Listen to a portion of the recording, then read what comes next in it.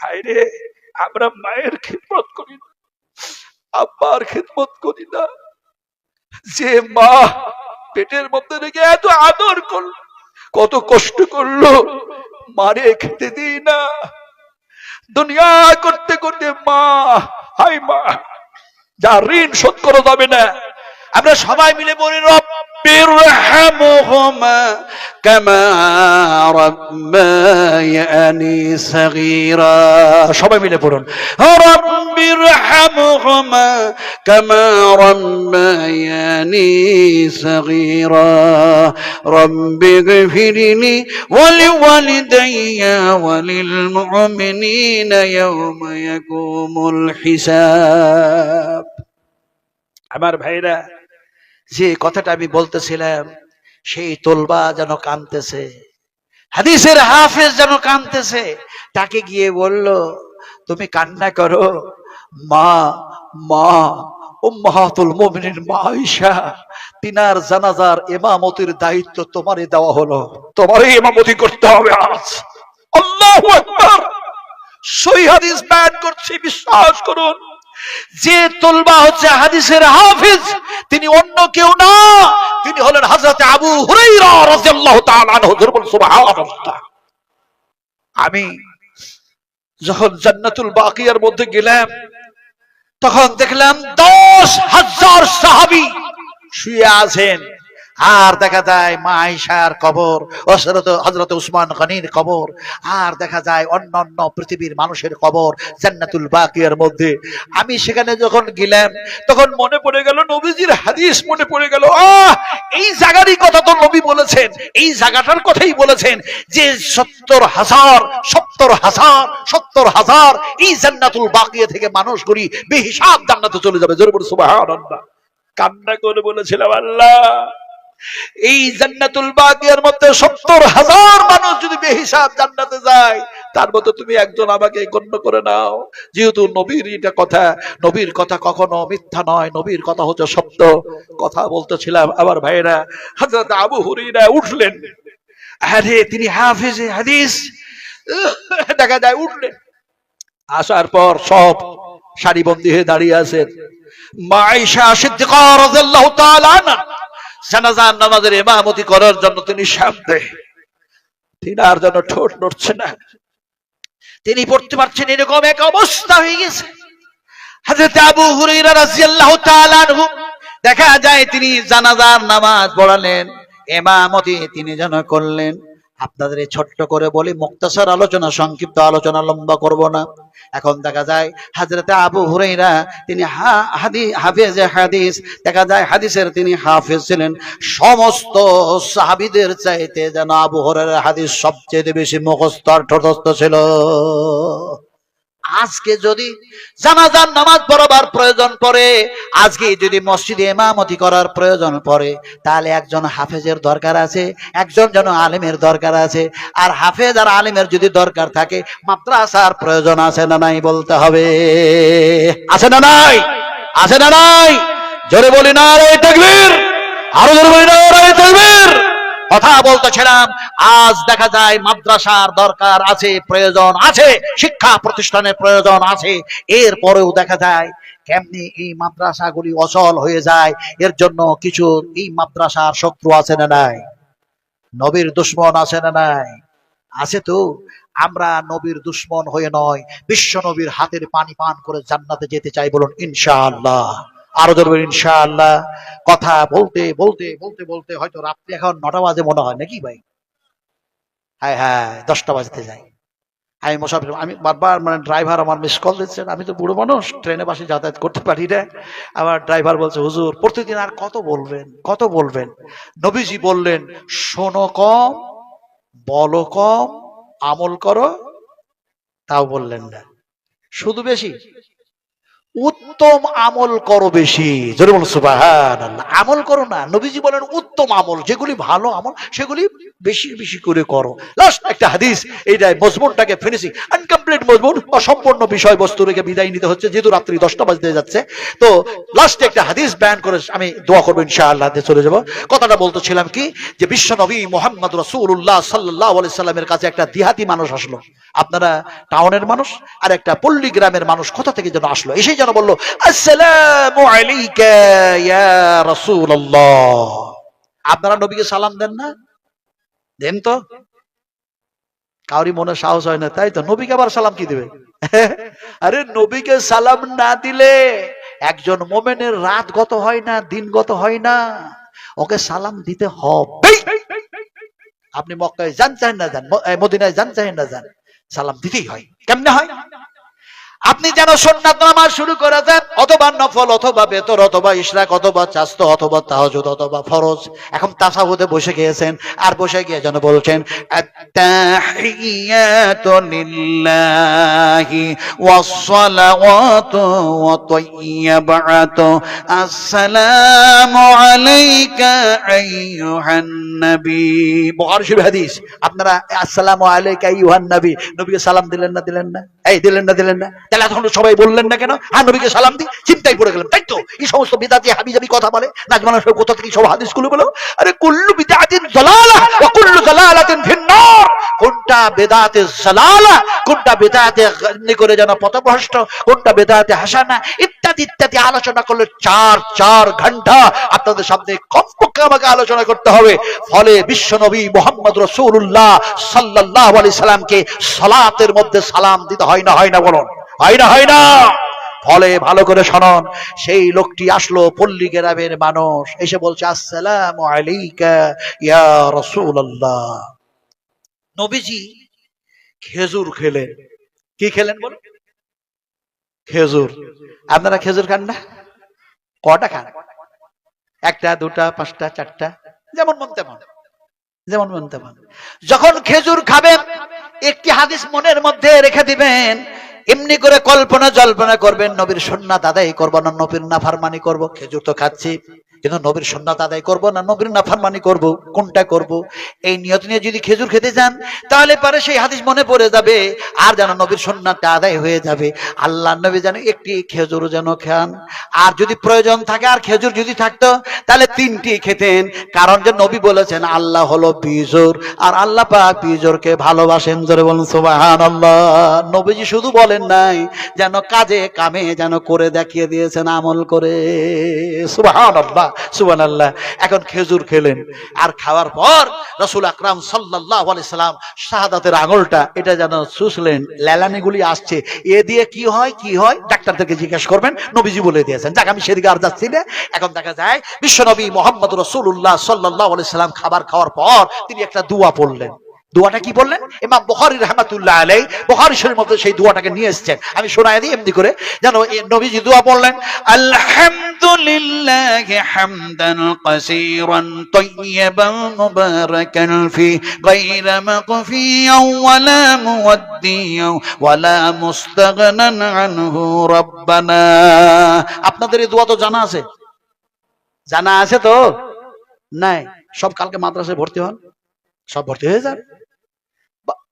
কোনটা যে হাদিস বলবো, মুসলিম শরীফের হাদিস, বুখারী শরীফের হাদিস, হাদিসের রাবী যিনি বর্ণনা করছেন, বয়ান করছেন, তার নাম হলো বারা ইবনে আযাব রাদিয়াল্লাহু তাআলা আনহু। তিনি নবীর কাছে বসে আছেন, নবীজি হাতটাকে ধরলেন আর হাত ধরে বললেন, বারা ইবনে আযাব, তোমাকে এমন একটা দোয়া শিখায়া দিব না যেটা তুমি ঘুমাবার পূর্বে পড়ে নেবে, আর যদি তোমার ঘুমের ঘরে আল্লাহ মওত দিয়ে দেয়, আমি রাসূলুল্লাহ বলছি ইসলামের ভিত্তিতে মওত হয়ে যাবে। সুবহানাল্লাহ। যেহেতু ঘুমের ঘরে তুমি তওবা করার সুযোগ পাবে না, কলমা পড়ার সুযোগ পাবে না, আল্লাহকে ডাকার সুযোগ পাবে না, ফলে যেন দোয়াটা যেন পড়ে শুয়ে যাবে। এখন বারা ইবনে আযাব বললেন, নবীজি, আমি যে দোয়াটা পড়ে শুয়ে যাব, আর যদি আল্লাহ পাক ঘুমের ঘরে মওত দিয়ে দেয়, তাহলে পারে আমার যেন ইসলামের ফিতরাতে মওত হবে, সেই দোয়াটা কি আপনি দয়া করে দেন, আমার জন্য বড় উপহার হয়ে যাবে। নবীজি যেন বলতে শুরু করলেন, আল্লাহুম্মা নাফসি ইলাইকা ওয়া জাহাতু ওয়াজহি ইলাইকা ওয়া ফাওয়াজতু আমরি ইলাইকা ওয়া আলজাতু জাহরি ইলাইকা রাগবাতান ওয়া রাহবাতান ইলাইকা লা মালজা ওয়া লা মানজা মিনকা ইল্লা ইলাইকা আল্লাহুম্মা আমানতু বিকিতাবিকাল্লাযী আনজালতা ওয়া বিনাবিয়িকাল্লাযী আরসালতা। এটা পড়ি তো, হায় হায় হায় হায়, আজকে আমরা কোথায়, আজকে আমরা কোথায়? আমাদের শিক্ষা, আমাদের সেই সৌন্দর্য, আমাদের সেই আদর্শ আজ কোথায় আমরা হারিয়ে ফেলেছি ভাই। কথা বলতেছিলাম, উনি এসে যেন সালাম দিলেন, আসসালামু আলাইকা ইয়া রাসূলুল্লাহ। নবীজি আপনি এত বেশি কিছু শোনাবেন না, অল্প শুনে যাতে আমল করতে পারি, আল্লাহর যাতে জান্নাত লাভ করতে পারি, এই ধরনের কিছু কলিল কলিল কলিল কম কম কম এরকম কিছু আমাকে হাদিস আপনি শোনান, আপনি কথা শোনান।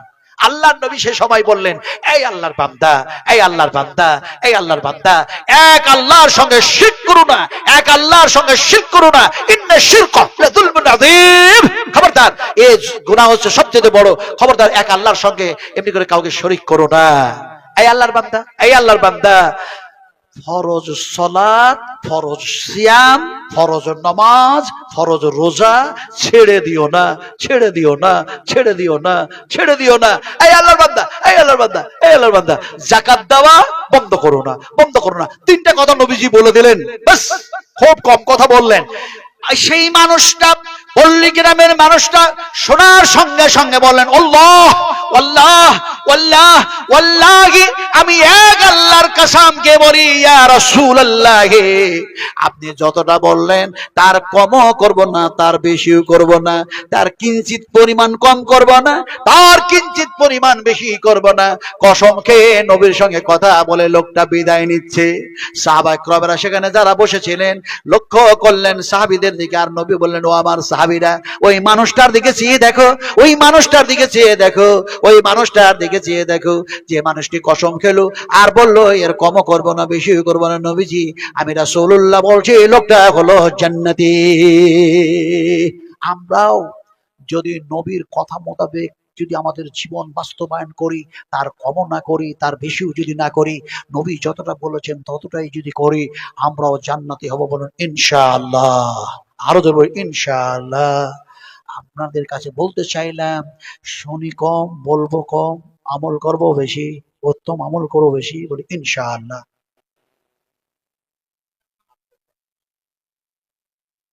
কত? 10টা 15, আরো 15 মিনিট আছে, 11টা, আরো বেড়ে গেল, 12টা পর্যন্ত। কত বোঝেন কিনি আমার ভাইরা? আল্লাহ আল্লাহ রাসূলের কথাগুলি শুনতে শুনতে আর বলতে বলতে দেখা যায় শুনতেই মন যায়, বলতেই মন যায়। কথা বুঝেন কিনে? তবে কেউ উঠবো না আমরা, আমি মুসাফির মানুষ, আপনাদের জন্য দোয়া করব। দোয়া জানেন তো, দোয়া মুসাফিররা করলে সে দোয়া আল্লাহর দরবারে কবুল হয়। আমি বলছি, নবী বলেছেন, নবী বলছেন 3 শ্রেণীর মানুষের দোয়া কবুল হয়। একটা হচ্ছে মাজলুম, একটা হচ্ছে মুসাফির, একটা পিতামাতা। পিতামাতা এমনি করে মাজলুম, এমনি করে যেন মুসাফির। তা আমি তো আনা মুসাফির মানুষ, মুসাফির মানুষ, মেহমান মানুষ আপনাদের কাছে, আর আপনারা হচ্ছেন মিজবান, মিজবান এখানকার স্থানীয় মানুষ। যাক আলহামদুলিল্লাহ, দোয়া নিয়ে যাবেন। কথাটা বলতেছিলাম, যে দোয়াটা আমি দেব সে দোয়াটা আপনাদেরকে দিব এইভাবে। একজন ভাই ওই হাফেজ সাহেবের হাতে, দুজন হাফেজের হাতে 500 টাকা দিয়েছে না? হ্যাঁ দিয়েছে না? 500 টাকা দিয়েছেন। উনি চান যে হুজুর আমার জন্য দোয়া দেন। আপনাদের সকলের জন্য দোয়া দিচ্ছি, যে দোয়াটা ইমাম বুখারী রাহমাতুল্লাহ আলাইহি বুখারী শরীফের মধ্যে কোট করে দিয়েছেন। আর রাসূল করিম সাল্লাল্লাহু আলাইহি ওয়াসাল্লামের কাছে কেউ যদি দুম্বা, ছাগল, ওট, দুধ, খেজুর, সোনা, এই টাকা পয়সা এইগুলি যদি যখন হাদিয়া পাঠাতেন, রাসূল সেই দোয়াটা দিতেন। কিন্তু নবী তো নাই। নবীজি বলেছেন, আমার পরে, আমার পরে, আমার পরে ওয়ারাসাতুল আম্বিয়া, ওয়ারাসাতুল আম্বিয়া, আমার ওয়ারিস, আমার ওয়ারিস সে সমস্ত আলেমে দ্বীন, আলেমে দ্বীন যারা ইসলামের উপরে, দ্বীনের উপরে, তাওহীদের উপরে কোরআন নিয়ে রিসার্চ আর গবেষণা করে মানুষের কাছে সেই এক আল্লাহর কথা বলে, নবীর কথা বলে। রাসূলুল্লাহ বলেছেন, ওরা আমার ওয়ারিস, ওরা আমার ওয়ারিস। ফলে তারাই দোয়াটা দিবে। ফলে সেই দোয়াটা আমি বলবো, আপনারা শুধু আমিন আমিন করতে থাকুন। নবীজি দোয়া দিলেন, আমি সেই দোয়াটা দিচ্ছি।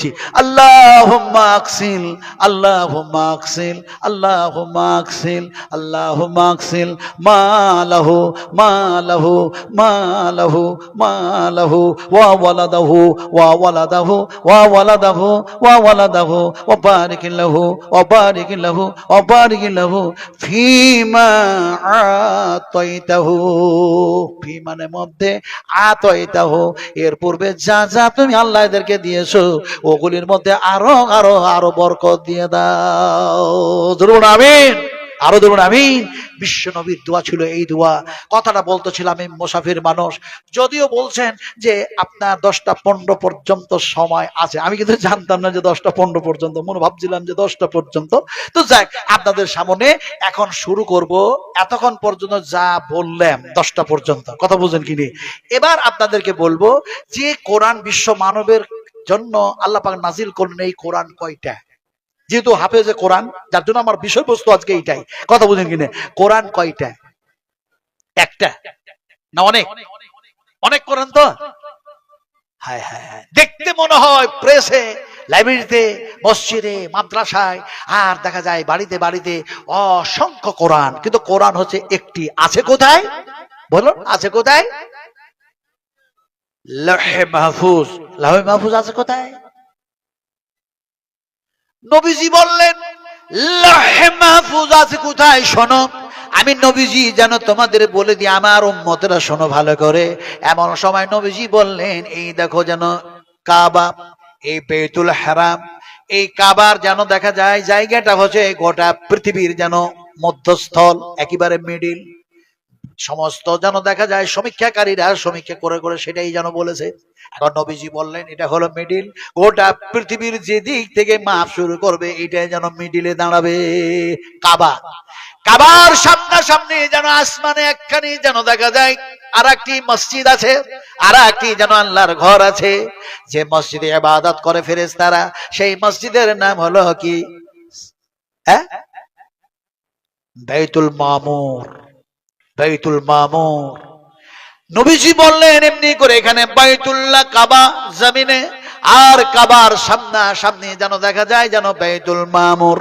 বাইতুল মামুরের সোজাসুজি সামনাসামনি দেখা যায় যেন এমনি করে দেখা যায় সিদরাতুল মুনতাহা। এমনি করে দেখা যায় সিদরাতুল মুনতাহার সামনাসামনি দেখা যায় যেন আরশে আজিম। তারপরে দেখা যায় এমনি করে দেখা যায় লৌহে মাহফুজ, যে জায়গায় দেখা যায় একটি কোরআন রাখা হয়েছে। সুবহানাল্লাহ, আরো যেমন সুবহানাল্লাহ। এখন দেখা যায় কোরআন হলো একটি, আল্লাহ কয়টা? মনে হচ্ছে জানেই না, না জানার ঢং করছেন নাকি? একটু জোরে বলুন, না শব্দ করছেন আপনারা? আল্লাহ কয়টা? এখন কোরআন হলো একটি, আল্লাহ হলো একজন। আচ্ছা, নবী মুহাম্মদ সাল্লাল্লাহু আলাইহি ওয়াসাল্লাম কয়টা? একটা। দেখুন কি অবস্থা। আল্লাহ যেমন একজন, কোরআন যেমন একটি। কোরআন মুহাম্মদ সাল্লাল্লাহু আলাইহি ওয়াসাল্লাম যার উপরে কোরআন নাজিল হলো, নবী যেন সাইয়্যিদুল মুরসালিন, তিনিও যেন একজন। এদিকে যেন মাগরিবের ফরজ নামাজ যেন বিজোর না জোর? কিছুই বলে না। এই ফজরের ফরজ নামাজ জোর না বিজোর? মাগরিবের আর বেতর নামাজগুলি জোর না বিজোর? আমি অত লম্বা বজ করব না, সময় যেন একটা আছে, নইলে কখন বলতে বলতে 12টা বেজে যেতেও পারে, কথা বুঝেন কি? এবার ভাইয়েরা, এখন দেখা যায় আল্লাহ হলেন একজন, কোরআন হলো একটি কোরআন, আর মুহাম্মদ সাল্লাল্লাহু আলাইহি সাল্লাম যেন তিনি হলেন একজন। এবার আপনাদের বুঝতে চাইছি বাংলার মানুষ, এমন এক আল্লাহ, এমন এক আল্লাহ যার নাম হলো অনেক। কোরআন এমন একটি কোরআন, কোরআনের নাম যেন অনেক। মুহাম্মদ সাল্লাল্লাহু আলাইহি সাল্লাম একজন, মুহাম্মদ সাল্লাল্লাহু আলাইহি সাল্লামের নাম যেন অনেক। আল্লাহকে বলা হয় আল্লাহ, ইয়া রহমান, ইয়া রহিম, ইয়া মালিক, ইয়া কুদ্দুস, ইয়া সালাম, ইয়া মুমিন, ইয়া মুহাইমিন, ইয়া আজিজ, ইয়া জব্বার, ইয়া মুতাকাব্বির, ইয়া খালিক, ইয়া বারেও। এমনি করে অগণিত নাম দেখা যায় আল্লাহ সুবহানাহু ওয়া তাআলার যেন সিফাতি নাম, একটার পর একটা, একটার পর একটা। এমনি দেখা যায় 116টা, এমনি দেখা যায় 114টা, ইত্যাদি ইত্যাদি। কিন্তু আল্লাহ সুবহানাহু ওয়া তাআলার নাম অসংখ্য আছে। সেই আল্লাহ হলো একজন। কোরআন যেমন একটি কোরআন, কোরআনের নাম যেন অনেক নাম আছে। কোরআনের নাম হলো কোরআন, কোরআনের নাম হলো ফুরকান, কোরআনের নাম হলো কোরআনুল হাকিম, কোরআনের নাম হলো কোরআনুল মাজিদ, কোরআনের নাম হলো কোরআন শরীফ, কোরআনের নাম হলো এমনি করে কোরআনুল কারীম। কোরআনের নাম যেন অনেক নাম দেওয়া হয়েছে, এছাড়াও আরো অনেক নাম যেন আছে। মুহাম্মদ সাল্লাল্লাহু আলাইহি সাল্লামের উপরে কোরআন নাজিল হয়েছে, মুহাম্মদ সাল্লাল্লাহু আলাইহি সাল্লামের নাম যেন অনেক নাম আছে। মুহাম্মদ সাল্লাল্লাহু আলাইহি সাল্লামের নাম হলো মুহাম্মদ, মুহাম্মদ সাল্লাল্লাহু আলাইহি সাল্লামের নাম হলো আহমদ, মুহাম্মদ সাল্লাল্লাহু আলাইহি সাল্লামের নাম হলো মুস্তাফা, মুহাম্মদ সাল্লাল্লাহু আলাইহি সাল্লামের নাম হলো মুস্তাফা, মুহাম্মদ সাল্লাল্লাহু আলাইহি সাল্লামের নাম হলো সাইয়্যিদুল মুরসালিন, মুহাম্মদ সাল্লাল্লাহু আলাইহি সাল্লামের নাম হলো রাসূলুন আমিন, মুহাম্মদ সাল্লাল্লাহু আলাইহি সাল্লামের নাম হলো রাসূলুন কারীম, মুহাম্মদ সাল্লাল্লাহু আলাইহি সাল্লামের নাম হলো রাহমাতাল লিল আলামিন। এছাড়াও নবীর নাম হলো সাহেব। নবীর নাম কি বললাম? নবীর নামটা যদি সাহেব না হতো, পৃথিবীর কোন মানুষ আজকে টাইটেল খুঁজে পেত না। এসডিও সাহেব, ডাক্তার সাহেব, মাস্টার সাহেব, এসপি সাহেব, এই সাহেব শব্দ খুঁজে পেত না। আল্লাহ পাক বলছেন, মা দাল্লা সাহিবুকুম ওয়া মা গাওয়া ওয়া মা ইয়ানতিকু আনিল হাওয়া। আল্লাহ পাক বলেন, তোমাদের কাছে যে নবী প্রেরণ করলাম, একে আমি সাহেবের লাকাব দান করে দিলাম। এই সাহেব যা ডিসিশন দেয়, যা ফয়সালা দেয়, আমি আল্লাহর সেটাই হলো ফয়সালা। সুবহানাল্লাহ, আরো সুবহানাল্লাহ। ফলে নবীর নাম যেমন অনেক, কোরআনের নাম যেমন অনেক, আল্লাহর নাম যেমন অনেক, তেমনি করে দেখা যায় এমন এক আল্লাহ, এমন একটি কিতাব, এমন এক গুণের নবীর উপরে নাজিল করলেন, যে নবীর গুণাগুণ, গুণাবলী অসংখ্য। নবীর যত গুণ আছে তার মধ্যে একটি গুণের কথা আলোচনা করি। যেমন আপনারা বসে আছেন, সাহাবায়ে কেরাম রাদিয়াল্লাহু তাআলা আনহুরা বসে আছেন, নবীর কথাগুলি শুনছেন। শুনতে শুনতে হঠাৎ রাসূলের যেন আসলো, যেন ছিক আসলো। ছিক আপনারা, আমরা বুঝি তো ছিক, ওই নাকটাক সুসুর করলে এক করে একটা শব্দ হয় না, ছিক বলেন। হ্যাঁ, এই দেখেন ভালো বাংলা বলে দিয়েছে, হাঁচি। হাঁচি, জি হ্যাঁ, হাঁচি। আর ওই পুকুরে আপনার ফাতা বনশি নিয়ে এমনি করে যেন মাছ ধরতে যায়, ওটাকে কি বলেন আমরা? ছিপ।